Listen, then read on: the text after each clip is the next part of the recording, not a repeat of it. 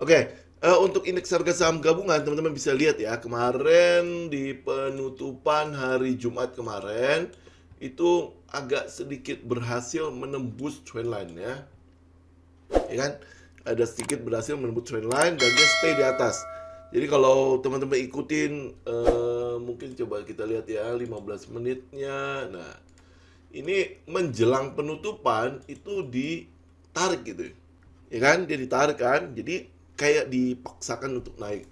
Tetapi memang kalau melihat dari keseluruhan trennya, keseluruhannya ya, jadi garis besarnya kemarin di hari Kamis kan kita udah bilang ya bahwa memang sudah mulai terjadi perubahan pada perilaku di pergerakan indeks harga saham gabungan di hari-hari terakhir ini ya, di minggu-minggu terakhir ini ya, di mana pergerakannya teman-teman bisa lihat sendiri, ini candle paling besar, kemudian ini yang pergerakan ini itu hampir didominasi oleh candle hijau ya. Jadi yang kita tinggal menunggu aja apakah dia akan terus melanjutkan trend ya atau kembali koreksi. Karena masih ada satu plafon lagi kan. Plafon yang satunya lagi ada di sini nih. Ya, di sini nih, di high sebelumnya di 6.754 ya. Jadi kita tinggal menunggu itu doang. Jadi moga-moga minggu depan ada sedikit inilah berita gembira ya. Kalau indeks mungkin bisa tembus. Nah, kalau tembus ini pasti udah akan ada euforia ya. Nanti kita liatin satu-satu ya, kita update satu-satu. Nanti mungkin di Selasa sudah mulai ada. Apakah dia akan lanjut ya, benar-benar lanjut ya, atau pergerakannya cuma sampai sini kemudian retest dulu ke bawah terus naik ya. Jadi ini skenario demi skenario lah ya. Atau dia cuma sampai ke sini retest ke high sebelumnya kemudian turun lagi ya. Nah, pertama kita lihat di global dulu lah ya, kira-kira dia akan seperti apa pengaruhnya ke indeks harga saham gabungan. Yang pertama adalah Dow Jones, pasti kita lihat di situ ya. Nah, Dow Jones mungkin seperti yang di minggu lalu kita mungkin udah sempat bahas ya, ada peluang dia memang akan naik sampai ke sini dan sudah ya, dan dia sudah sampai retest ke situ. Nah, sekarang dia udah koreksi. Nah, koreksinya ini apakah untuk melanjutkan ke atas atau terus turun ke bawah? Ya, kalau kita lihat dari sebelah kirinya ya, ini memang di sini ada muncul demand di situ ya. Nah, apakah di area sini itu juga nanti akan muncul demand? Kita tinggal tunggu berapa hari ya. Kemarin kan ada data non farm payroll-nya itu di luar ekspektasi ya, itu hampir berapa kali lipat dari ekspektasi yang ada, tetapi tidak mampu menggerakkan indeks Dow Jones ya. Mungkin kalau lihat dari trendnya sebenarnya kita pakai inilah ya, apa ini namanya, Ichimoku Cloud ya. Kalau lihat dari cloudnya, dia sebenarnya sih udah tembus dari cloud itu. Ya, dia udah tembus, jadi ini potensi memang untuk ke downtrend itu jauh lebih besar dibandingkan mungkin untuk naik ya. Tetapi ya kita masih belum bisa mengambil kesimpulan kalau benar di sini sudah mulai ada terjadi perubahan trend.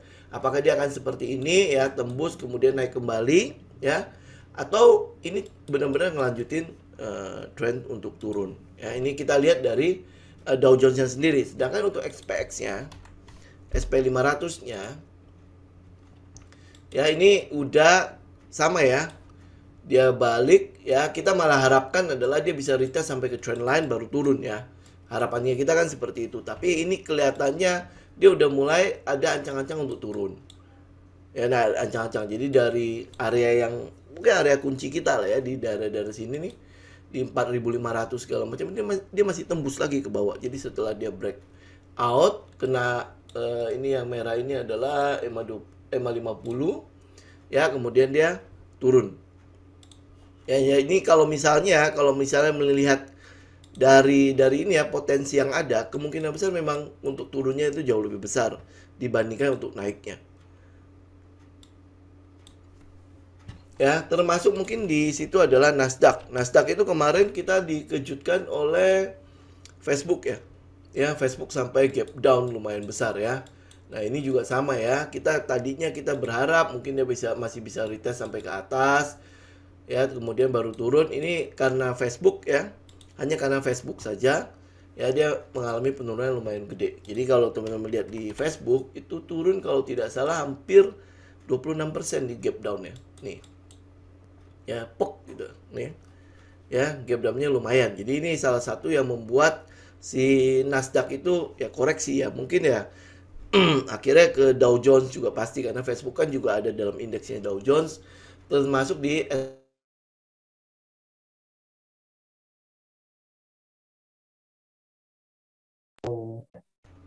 kembali naik ya, kembali naik atau tidak ya kita tinggal lihat ya. Ini mungkin untuk beberapa saat ini ada peluang sih ya kalau misalnya kita lihat dari gap yang ada kan lumayan gede ya. Ya. Nah, itu mungkin ditutup nggak gapnya itu. Kalau dia menutup gap ini saja, Facebook kan untuk market cap-nya kan cukup gede ya untuk bisa menggerakkan indeks yang ada di US nih. Nah, kalau dia bisa naik, ya harusnya ada peluang ya kalau di Dow Jones, SP500, termasuk di Nasdaq itu ada peluang untuk naik lagi. Ya, kita tinggal tunggu aja nih, tinggal kita ikutin aja. Ya. Nah, kalau lihat dari apa namanya dari global itu udah kurang lebih mungkin aroma downtrendnya itu udah mulai sangat-sangat berasa ya. Nah, bagaimana dengan regional? Regional kita lihat ke Nikkei ya. Nikkei sendiri ya memang dia sudah mulai turun ya. Ini kalau misalnya ini masih yang gambar yang di minggu lalu itu ya kita harap dia sampai sini terus turun ya. Ini masih naik terus baru turun. Ini mungkin nggak ya, mungkin nggak dia masih akan terus melanjutkan tren ya, mungkin sampai sini baru turun atau mungkin cuma kena sini terus habis itu dia mulai naik lagi ya, kita mau tunggu aja sih ya. Tapi kalau dari keseluruhan tren yang ada, lihat dari cloudnya aja misalnya ya, itu sudah dalam posisi downtrend ya. Kenapa? Karena pergerakan harganya itu sudah di bawah cloud ya, sudah di bawah awan-awan itu ya, lihat ya ya, sudah di bawah awan-awan itu. Jadi kalau misalnya dia ada peluang untuk tembus dari area ini, tembus ya, dia tembus, nah berarti itu udah tinggal ngelanjutin trend aja. Nah, dari regional aja udah kayak gitu ya, globalnya udah kayak gitu, regional kayak gitu. Nah, balik lagi ke komposit, ada peluang nggak ya, ada tenaga nggak ya si komposit ini bisa, indeks harga saham gabungan ini bisa membuat euforia seperti yang kita mau ya. Jadi dia untuk dalam waktu dekat ini mencoba untuk retest ke target sekitar 7.000 itu. Ya, nah sekarang kalau misalnya kayak gini, ini kan kalau lihat dari trennya, indeks harga saham gabungan kita kan masih cukup uptrend, ya kan? Ya masih cukup uptrend, dia masih di atas cloud ya. Ini cloudnya yang hijau-hijau ini. Ya dia masih di atas cloud, berarti kan ada peluang untuk dia terus uptrend ya.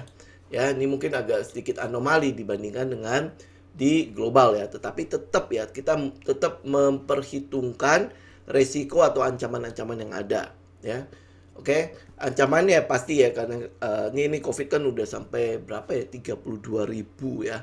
Data terakhir kemarin tuh sudah perharinya sudah 32.000. Jadi kalau lihat dari grafiknya sebenarnya kita udah boleh dibilang udah resmi masuk ke gelombang ketiga. Ya, kenapa? Karena pergerakan hari ini itu sudah jauh lebih sudah lebih tinggi daripada pergerakan di gelombang pertama. Ya, jadi ya mungkin apakah seperti kata Menkes ya, ini mungkin yang di gelombang Omikron yang 3 ini mungkin akan lebih tinggi dibandingkan gelombang kedua. Ya, kita tinggal lihat ya. Oke, nah tapi ini mungkin ada sedikit berita gembira lah ya. Kalau misalnya COVID naik ya, memang ada saham-saham yang pasti akan terpengaruh. Tetapi untuk pola yang ada pada saat terjadi gelombang-gelombang itu mulai terjadi, ada peningkatan pada kasus COVID ya. Indeks harga saham gabungan itu cenderung ada pergerakan untuk naik juga. Ya mungkin karena ya pemerintah mau ngomong harus siap-siap untuk menggelontorkan likuiditas lagi. Ya karena kan dana pen masih tetap berjalan. Kemudian kalau mereka yang kena COVID masuk rumah sakit itu kan masih ditanggung oleh pemerintah kan. Jadi ada masih ada likuiditas yang mungkin masih akan diguyur lagi di pasar. Jadi kalau kayak gitu ya, kita mau lihat ya kira-kira sektor mana yang mungkin bisa kita perhatikan di minggu depan. Walaupun yang di Kamis kemarin kita udah bilang ya soal properti ya, sektor properti sudah mulai ya, terus konstruksi juga sudah mulai ya. Nah, jadi ini mungkin kita mau lihat ya, hari ini ada nggak sih ya peluang-peluang di sektor yang lain ya. Di minggu yang lalu mungkin kita sempat membahas soal IDX basic ya, basic material ya. Di situ kita lihat ya, dari basic material sendiri ini masih terus melanjutkan trend. Ini setelah dia breakout ya, setelah dia breakout ini masih lanjut ya, basic material. Nah, memang ada beberapa saham-saham yang di basic material itu sudah mulai agak tinggi ya, mulai agak tinggi. Tapi kalau teman-teman lihat ya, ini ada beberapa yang mungkin masih bisa teman-teman perhatikan dibandingkan dengan yang lain. Misalnya contoh ya, di situ ada ADMG, di situ ada AGII ya, AGI. Kita lihat sebentar ya. Ini ada ADMG. Ya, ADMG nih areanya sebenarnya apakah ini adalah area yang kita sebut sebagai bottom nggak ya? Ya, kenapa? Karena di sini lahir demand loh.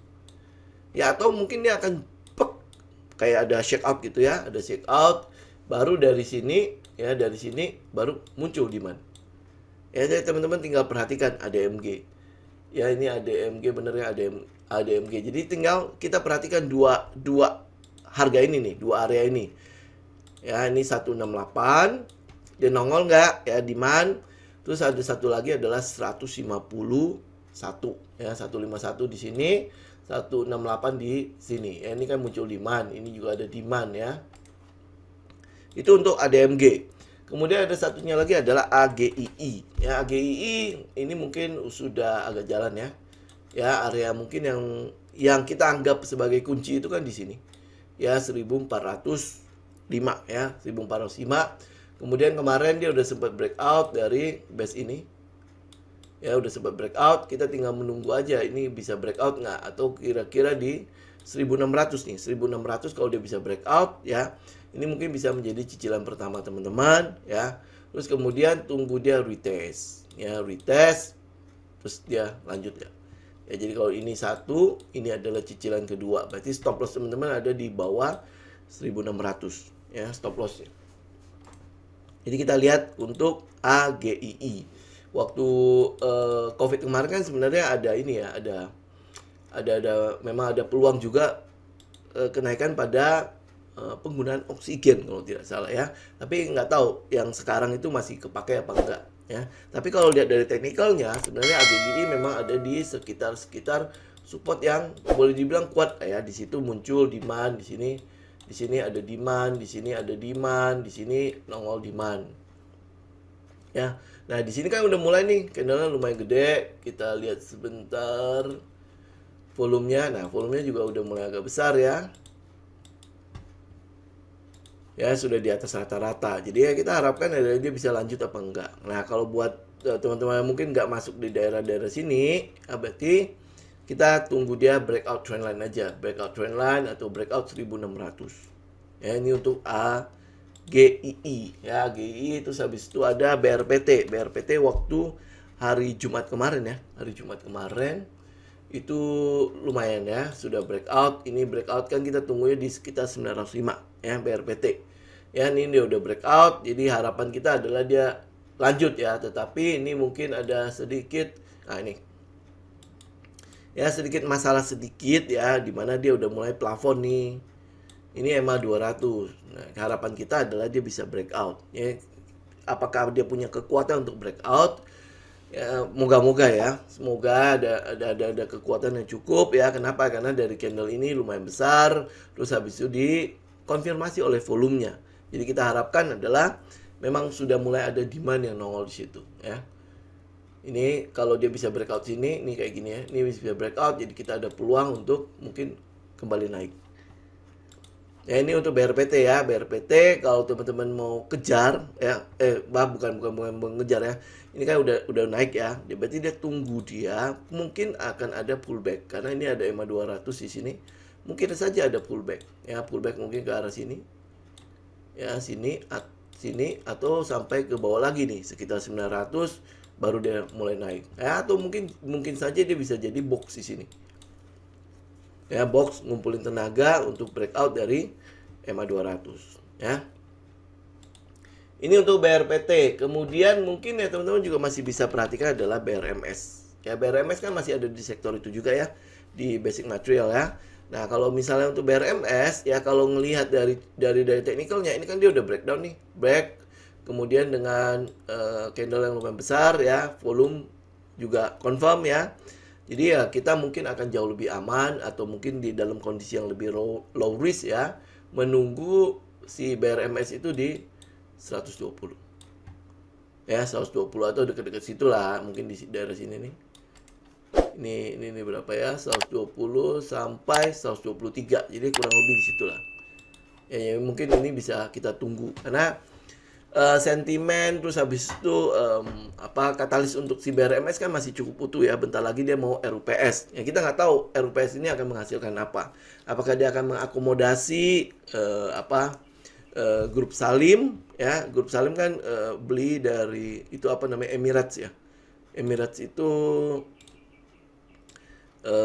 perusahaan yang dipakai tapi ya kita tinggal menunggu aja RUPS-nya.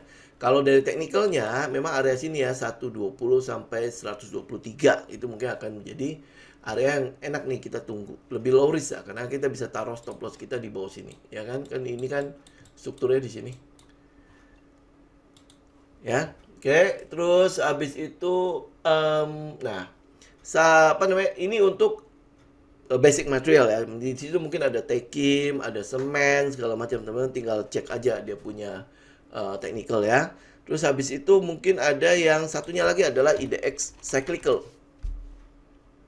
Ya, ini IDX cyclical. Kemarin kita udah sempat bahas soal media kan ada di situ ya. IDX cyclical. Nah, ya di situ ada media, di situ ada ABA, terus habis itu ada media lah ya di situ SCMA segala macam tuh pasti ada di situ ya. Ya, nah mungkin yang ini karena COVID-nya lagi tinggi ya pasti jangan pilih kayak S jangan dipilih. Ya, terus habis itu era di sini pasti harusnya ada MAPI segala macam lebih baik jangan dipilih dulu. Ya kenapa ancaman untuk PPKM kan lumayan gede ya. Tapi dari sektor ini kan mungkin masih ada peluang untuk naik sedikit ya. Naik sampai sini ya. Ya, nah, teman-teman bisa memperhatikan satu saham di sektor ini. Namanya Auto. Ya, Auto kemarin kan sudah mulai ada ada announcement kalau mereka udah mulai terlibat dalam memproduksi suku cadang mobil listrik ya. Oke. Ya, jadi apakah ini akan ada peluang dia ini sempat gap up ya. Ada peluang dia retest kembali nggak? Area ini nih, area 1000 nih. Area 1000 ini akan menjadi area yang cukup penting buat kita perhatikan ya. Teman-teman bisa lihat di sini. Ya ini di sini ada demand, di sini nongol demand ya. Ya terus habis itu di sini nongol demand. Nah, di sini kan dia nongol juga demand. Ya, jadi area ini nih ya kalau misalnya saya taruh areanya ini mungkin di sini nih. Ya, jadi 1000 sampai 1025, 1030 lah ya. Nah, itu area teman-teman perhatikan ya dan teman-teman juga bisa lihat ya pas penurunan ini candle pas candle lagi volumenya gede banget ya. Volume gede. Nah, apa ini maksudnya volume gede ini? Ya, jadi area ini tolong diperhatikan ya area tersebut. Kemudian juga ada yang basic material saya mungkin kelupaan di ANTM. Ya, ANTM teman-teman juga bisa perhatikan dari kemarin kita sebenarnya udah memperhatikan dia ya. Area ini bisa melahirkan demand nggak ya? Ya di 1730. Karena apa? Di sini pada saat dia retest ini ada demand di situ. Ada sebuah candle lumayan gede di situ ya. Kalau kita lihat ke belakang ya, lihat ke belakang ini kan di sini ada juga nih. Ya, dia nongol kan? Ya, nah apakah di sini dia nongol? Karena dia udah mulai base nih. Sama kayak SCMA ya. SCMA juga ngebase-nya di sekitar itu ya. Ya kalau indeks harga saham gabungan punya peluang untuk euforia, ya euforia ini peluang loh ya. Kita masih belum bisa melihat apakah ada peluang apa enggak ya. Kita mesti nunggu untuk ya paling sampai Selasa lah ya kita coba lihat ya. Nah, ini apakah nanti akan ada peluang juga dia retest kemudian mulai naik. Ya antam. Karena teman-teman lihat ya di sini kan gede ya. penurunan ini. Ya, terus habis itu pas penurunan ini ya ini nongol satu volume yang lumayan besar. Ya berarti kan ada yang beli di sini nih. Ya, ada yang beli dari situ. Terus habis itu pada saat penurunan ini volumenya juga turun. Ya, jadi kalau lihat dari apa namanya, dari volumenya, oh ini kok kayaknya memang ada yang melakukan akumulasi ya. Ya. Nah, cuman ya memang sayangnya adalah Antam ini saham sejuta umat, ya saham sejuta umat. Jadi memang untuk menggerakkannya, kalau dia bergerak sedikit pasti yang nongol juga banyak ya, kuntul-kuntul yang nongol juga banyak.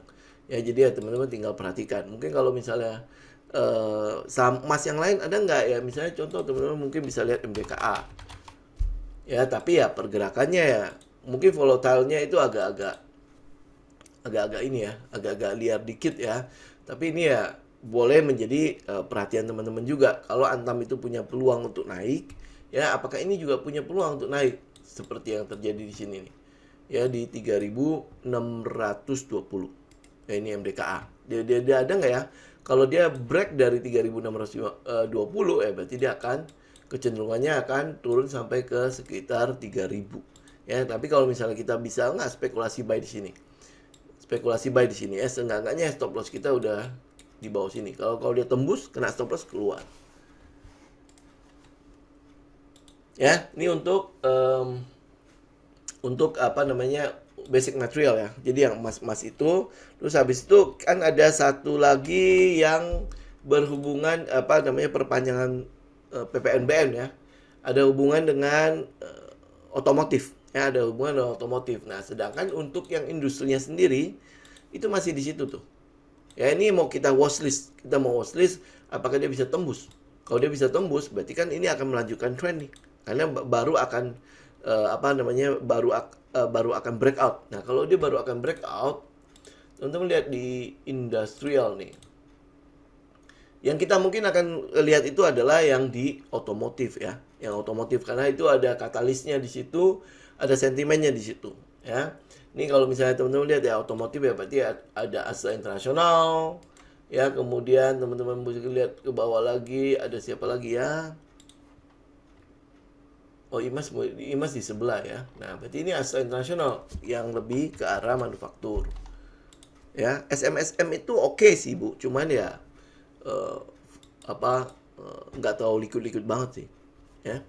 Nah, ini Astra International teman-teman perhatikan ini ya, ini kalau dijebol ya berarti harusnya akan ada pergerakan di Astra ya. Ini mungkin kalau misalnya lihat dari pergerakan ini kan candle-nya udah mulai kecil-kecil ya kan, candle udah mulai kecil-kecil ya. Mungkin ya kita harapkan ya